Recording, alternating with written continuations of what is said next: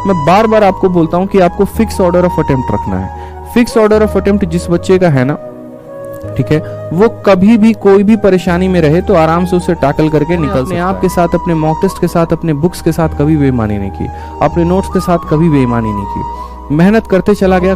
बार बार मेरे से daily WhatsApp पर पूछ रहे हैं कि सर मॉक में मार्क्स कैसे बढ़ाएं। बड़ा शानदार कि सर मॉक में मार्क्स कैसे बढ़ाएं। अब सबसे पहली बात है कि आज थोड़ा सा मैं आपको कुछ नया बताऊंगा कि मॉक्स में मार्क्स कैसे बढ़ाएं। ध्यान से सुनिएगा मेरी बात को, ये बहुत ज्यादा ट्रेंडिंग क्वेश्चन है। डेली मेरे व्हाट्सएप पर यहाँ पर जो है वो फोन पे फोन, मैसेज पे मैसेज, कॉल पे कॉल आ रहे हैं, सर मॉक में मार्क्स कैसे बढ़ाएं। समझना, सबसे पहले तो अगर आप इरेलीवेंट मॉक दे रहे हो ना, इरेलीवेंट मॉक का मतलब क्या है कि जो आपके पैटर्न पर है ही नहीं, तो उसमें तो आप कभी भी मार्क्स बढ़ा ही नहीं पाओगे। इस बात का ध्यान रखना, ठीक है। अगर आप इरेलीवेंट मॉक दे रहे हो, अगर आप इरेलीवेंट तरीके से, इरेलीवेंट जगह से पेपर दे रहे हो, आप प्रीवियस ईयर के अलावा कुछ और मॉक दे रहे हो और उसमें अगर आपके 90, 100 बन रहे हैं, तो आप कितना भी कोशिश कर लो नंबर नहीं बढ़ेंगे। वो नंबर आप तभी बढ़ सकते हैं जब या तो आप उस कोचिंग संस्थान से आपने कोचिंग ली होगी, या आपने उनके नोट्स को पढ़ा होगा, या आपने उनकी किताबों को पढ़ा होगा। क्योंकि वो क्वेश्चंस अपने मॉक से, अपने कोचिंग से, अपने शीट से सेट कर रहे हैं। कल के दिन मैं ही अगर अपने बच्चों को अपने ही शीट से क्वेश्चन देना शुरू करूं तो मेरे बच्चों का नंबर बढ़ जाएगा, लेकिन जो बाकी बच्चे मुझसे नहीं पढ़ते उनका नंबर नहीं आएगा। फिर वो इस बात से परेशान होंगे, यार फलाने मॉक में तो मेरे नंबर ही नहीं बढ़ते। तो आपको एक मॉक पे स्टिक नहीं रहना है, आपको अलग अलग कंपनीज के मॉक देकर देखना है। आपको खुद पता चल जाएगा कि हाँ ये कंपनी अच्छा है, या ऐसे मॉक में मेरे इतने बनते हैं, ऐसे वाले में इतने बनते हैं।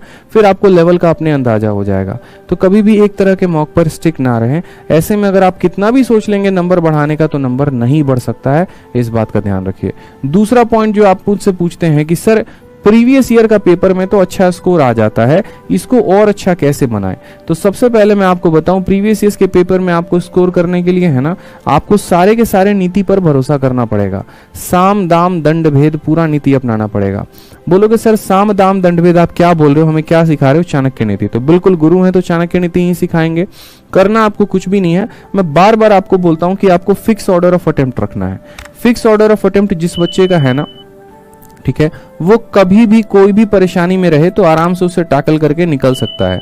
कहने का मतलब क्या है कि आप अपना ऑर्डर ऑफ अटेम्प्ट कर लीजिए। जैसे मेरा ऑर्डर ऑफ अटेम्प्ट हमेशा ये होता था कि मुझे सबसे पहले किसको खत्म करना है, इंग्लिश को, फिर मुझे उसके बाद खत्म करना है जीएस को, फिर मुझे खत्म करना है रीजनिंग को, फिर मुझे खत्म करना है मैथ को।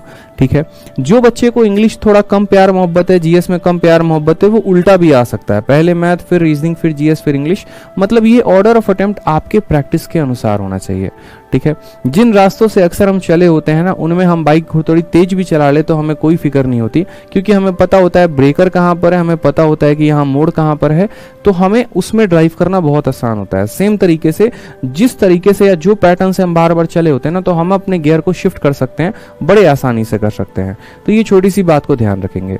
फिक्स ऑर्डर ऑफ अटेम्प्ट के बाद आपको क्या करना है, आपको कोशिश करनी है पूरा का पूरा 100 तक पहुंचना है, किसी भी हाल में 100 तक पहुंचना है। मैं ये बार बार बोल रहा हूं, इसीलिए मैं आपको कह रहा हूं, क्योंकि यहां से क्या होगा ना आपका, मेरे भाई, आपका नंबर ऑफ अटेम्प्ट जो है वो बढ़ जाएगा। अक्सर आप देख रहे होंगे, अभी बच्चों से आप पूछेंगे तो बोलेंगे हमने 60 अटेम्प्ट किए थे, हमने 65 अटेम्प्ट किए थे, हमने 70 अटेम्प्ट किए थे। वो उन्होंने इसीलिए किए थे क्योंकि वो सवालों में उलझते चले गए, उन्होंने सवालों के साथ दंगल कर लिया। आपको तो दंगल करना ही नहीं था, आमिर खान थोड़ी बनना था आपको वहां पे जाके। अरे तेरे को तो पटक के यहाँ पर जीत के दिखाएंगे, सुल्तान भी नहीं बनना था वहां पे जाके। क्यों फालतू का बने सुल्तान, बताओ वहां पे। अब 1 साल तक बैठ के घर में रहो, ठीक है, और अगले साल की तैयारी करो, अब सुल्तानगिरी निकलेगी यहाँ पे। दंगल नहीं करना था, नहीं बन रहा है, नहीं बन रहा, छोड़ेंगे, दिल पे थोड़ी लेना है, ईगो थोड़ी हर्ट हो गया है। ठीक है, लड़की छोड़ के जाती है तो ईगो हर्ट हो जाता है, चलो समझ में आता है। सवाल छोड़ के चला जाएगा तो कोई ईगो ही नहीं लेना, नहीं तो क्या पता कि अगला पेपर देने के लायक भी आदमी ना बचे जिसका आखिरी अटेम्प्ट हो। ठीक है, तो 100 तक पहुंचने की जरूरत है। इससे हमारा फायदा होता है, हमारे नंबर ऑफ अटेम्प्ट्स इंक्रीज होते हैं। ठीक है, और इंक्रीज होते हैं तो उनमें क्या होता है, हमारे सिलेक्शन के चांसेस ज्यादा होते हैं। अब कोई बच्चा ये ना बोल दे सर मतलब अटेम्प्ट ज्यादा से सिलेक्शन ज्यादा, तो एक काम करेंगे, माता रानी के नाम पे पूरे के पूरे 100 सवाल ठोक के आ जाएंगे। ऐसे मत कर देना जाके। एक्यूरेसी के भी कुछ मायने होते हैं, कुछ शब्द होते हैं। ठीक है, दूसरी बात जो सबसे इंपॉर्टेंट है, अगर परीक्षा में आपसे कोई सवाल नहीं बन रहा, एक चलो मान लिया, दो मान लिया, तीन मान लिया, अगर लगातार तक कई ऐसे सवाल नहीं बन रहे ना, तो आप दो बातों का ध्यान रखेंगे। सबसे पहला, या तो हो सकता है कि आप में गलत सवाल पूछा गया है, या फिर ऐसा हो सकता है कि आपका पेपर टफ आया है। अगर आपसे नहीं बन रहा है ना, तो इस बात से आश्वस्त रहिएगा कि वो आपके पड़ोसी से भी नहीं बनेगा और सेंटर में जितने लोग हैं उनसे नहीं बन रहा है। तो इसीलिए मैं बोलता हूं कि ईगो पे मत लेना, क्योंकि ऐसा मैं खुद की एक बात बताता हूं। एक प्रतीक करके स्टूडेंट है, उन्होंने एक साथ 5 बैंक के पेपर्स निकाले और एसएससी को 2 पेपर्स का निकाला। उन्होंने हमेशा एक ही बात कहते थे बच्चों को कि यार देखो, अगर मुझसे कोई सवाल नहीं बनता था ना, तो मैं अपने आप में सीधा, देखना एक जो स्टॉक में भी उसका इंटरव्यू होगा, प्रतीक करके आप देखना, सर्च करना, वो हमारे गुरुकुल के ही स्टूडेंट है। तो प्रतीक और दोस्त भी हैं काफी अच्छे। तो प्रतीक मेरे बैच के स्टूडेंट थे, वो हमेशा एक बात बोलते थे कि यार अगर कोई सवाल मुझसे नहीं बन रहा ना, इसका मतलब यूं समझ लो वो किसी से नहीं बनने वाला है। तो मुझे लगता था यार प्रतीक कितना एरोगेंट है, कैसे एरोगेंसी में ये बात बोल रहा है। बट बाद में उसने मुझे समझाया कि अगर मैं अपने आप को ऐसे ऑल इज वेल की तरह नहीं बोलूंगा ना कि देख तेरे से नहीं बन रहा तो किसी से नहीं बनेगा, अगर मैं ऐसे अपने आप को संभावना नहीं दूंगा तो मैं हो जाऊंगा नर्वस, फिर हो जाएगा मेरा पेपर खराब। इसी वजह से ऐसा हम जो है अपने आप को थोड़ा सा संभावना देके भी कहते हैं, क्योंकि बहुत बार क्या होता है, इस दिल को पागल बना के, बुद्धू बना के भी काम चलाना होता है। हमें अपने आप को स्टेबल रखना होता है। वो 60 मिनट में मुझे पता है कि हाथ पैर कांपते कैसे हैं, हम कितनी बार पानी पीने जाते हैं, हम कितनी बार नर्वस होते हैं, घर की सारी परेशानियां हमें उसी 60 मिनट में नजर आ रही होती है और हमें उसी को टैकल करना होता है। इसलिए जितना फ्री रख सकते हो उतना ज्यादा फ्री रखो, ठीक है। फिक्स ऑर्डर ऑफ अटेम्प्ट रखा करो, 100 तक पहुंचने की कोशिश किया करो, और एनालिसिस मेरे भाई यहां पर जमकर किया करो। अभी जितना एनालिसिस कर सकते हो ना, उतना एनालिसिस करना मॉक में, जितना एनालिसिस कर सकते हो, जिस भी कंपनी का मॉक दे रहे हो ना, एनालिसिस जरूर करना, बार बार अपनी गलतियों को सुधारना। जैसे मानो आज मैंने कोई गलती की और कल मैं दोबारा पेपर देने गया, ठीक है, कल मेरे पेपर में वही क्वेश्चन आ गया। जैसे मानिए आज जो मैं आपको पढ़ा रहा हूं, कल आपका सेम कंपाउंड इंटरेस्ट का क्वेश्चन आ जाए। आज आपने काम ही नहीं किया, सीखने की कोशिश ही नहीं की, जद्दोजहद करने की कोशिश ही नहीं की, कल आप क्या श्योरिटी है कि आप आंसर देकर आ पाएंगे? फिर उस केस में आपसे बड़ा पागल, आपसे बड़ा मूर्ख कोई नहीं होगा। इसीलिए क्योंकि वो सवाल आपके नजरों के सामने था, सॉल्यूशन आपको पता था, बस मेहनत करनी थी, सीखना था, वो छोड़कर चले आए। जैसे मेरे ही बैच में है, मैंने मेंस के बच्चों को सारे के सारे सवाल कराए। बहुत ऐसे बच्चे हैं जिनके अच्छे स्कोर्स आए हैं, 190 प्लस आए हैं, बहुत ऐसे भी हैं जिनके 160 प्लस भी आए हैं।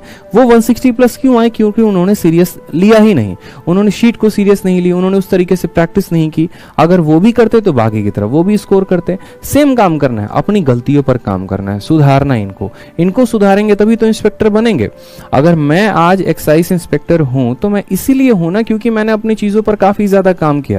एक रफ एंड टफ मैंने शेड्यूल फॉलो की, सुबह उठता था, रात तक जाता था, ठीक है। खाने के लिए जो है जैसे तैसे आदमी मैनेज कर लेगा, कभी किसी की टिफिन शेयर कर ली, कभी समोसे खा के गुजारा कर लिए, लेकिन मैंने अपने आप के साथ, अपने मॉक टेस्ट के साथ, अपने बुक्स के साथ कभी बेईमानी नहीं की, अपने नोट्स के साथ कभी बेईमानी नहीं की।